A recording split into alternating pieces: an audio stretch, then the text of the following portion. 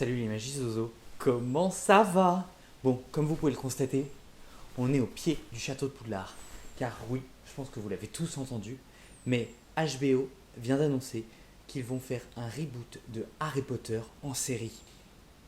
Alors, bonne ou mauvaise idée? Je me suis dit que la meilleure solution, ce serait d'aller questionner les préfets de Poudlard. Alors allons-y. Que pensez-vous de l'idée d'un reboot d'Harry Potter? Nul. Vas-y, développe. Nul. Parce que. Ah bah super, ça c'est de l'argumentation. Hein. Bah réponds toi. Bah, je sais pas. Développe. Je sais pas. Pas d'avis. Super. Ah mais je suis totalement pour. On va enfin avoir une adaptation qui sera vraiment proche des livres. Car là, les scénaristes pourront pas dire qu'il manquait de temps. Alors, je vous avoue que j'ai pas forcément d'avis directement. Je suis pas vraiment pour. Mais est-ce que vous regarderez? Oui. Oui. Je croyais que c'était nul. Et je croyais que tu savais pas. Et joue pas à ça. Toi, arrête. Tu me cherches le ver de terre? Oh, qu'est-ce qu'il a le chaton? Pardon. Vas-y, répète. Miaou. Un lion. Un lion, c'est pas compliqué. Pas d'argument. Et en plus, il voit rien. Non mais, c'est pas, c'est pas possible. Mais il a vraiment pas d'humour. Arrête. Arrête. Ça s'est jamais vu dans le milieu du cinéma. Tous les films soient réadaptés dans une série.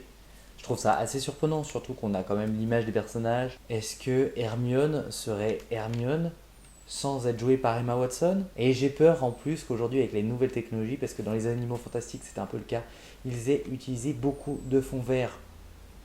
Ce qui n'est pas du tout le cas ici. J'ai peur que ça devienne trop à l'américaine. Chose que j'avais trouvé en regardant Les Animaux Fantastiques 3. J'avais trouvé que ça avait perdu ce petit charme et... Harry Potter, c'est toute notre enfance. Ils veulent quoi? La détruire?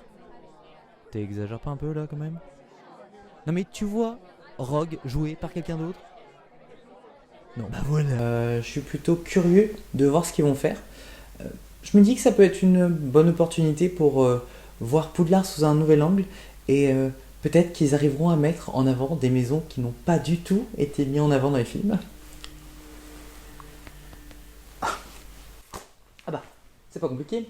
Ça va nous éviter de perdre des éléments comme Peeves, Winky, l'histoire de Voldemort, le passé de Dumbledore, le passé de McGonagall. Ça nous permettra peut-être aussi de voir plus d'animaux fantastiques dans l'enceinte de Poudlard, car c'est vrai que dans les films on n'en voit pas beaucoup. Et merci les animaux fantastiques pour en avoir rajouté. Le professeur Beans, Charlie Weasley, l'anniversaire de Nick Cazis en tête, l'histoire de la famille Gaunt, qui est quand même hyper importante. Ça nous permettrait aussi de développer la partie où Hagrid va rencontrer les géants avec Madame Maxime, car cette partie est vraiment super intéressante, je trouve, dans les livres, et ça nous permettrait d'avoir une histoire annexe, mais vraiment palpitante. L'hôpital Sainte-Mangouste, qu'on ne voit jamais, jamais. Et peut-être qu'on pourrait remettre Ginny à la place qu'elle mérite. On pourrait aussi voir le combat que mène Hermione pour sauver et donner des droits aux elfes de maison. Et surtout, on pourrait enfin... Silencio. Et les cuisines de Poudlard. Et vous, qu'est-ce que vous en pensez? Quel est votre avis par rapport à cette série? Mettez-le en commentaire et n'hésitez pas à vous abonner. Allez, à bientôt les magis Zozo.